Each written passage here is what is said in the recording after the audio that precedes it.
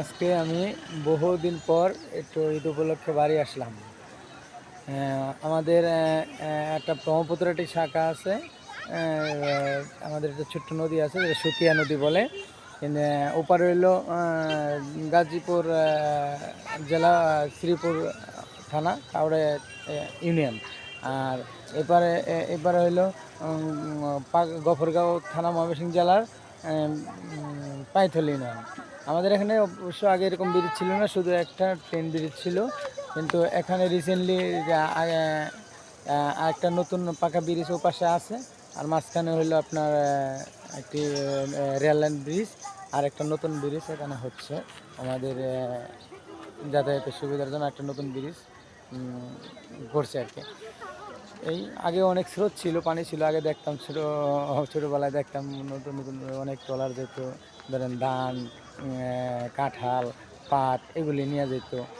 আর এই রাস্তাটা ছিল আপনাদের যে এই বর্মি একটা বাজার আছে, বিশাল বাজার ছিল আগে, সেই বর্মি বাজারে যেত আর কি। এখান দিয়ে অনেক,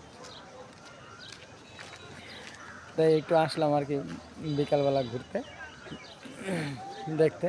এখানে অনেক ছিল, এখন আর আগের মতো সেই স্রোত নাই, পানিও নাই, অনেকেই ভরাট করে ফেলাইছে, দখল করে ফেলাইছে।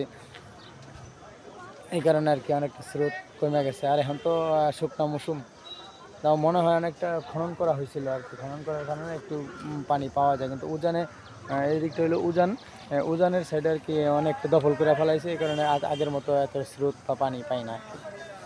এখানে দেখেন গভীরতা, অনেক গভীরতা আছে এখানে।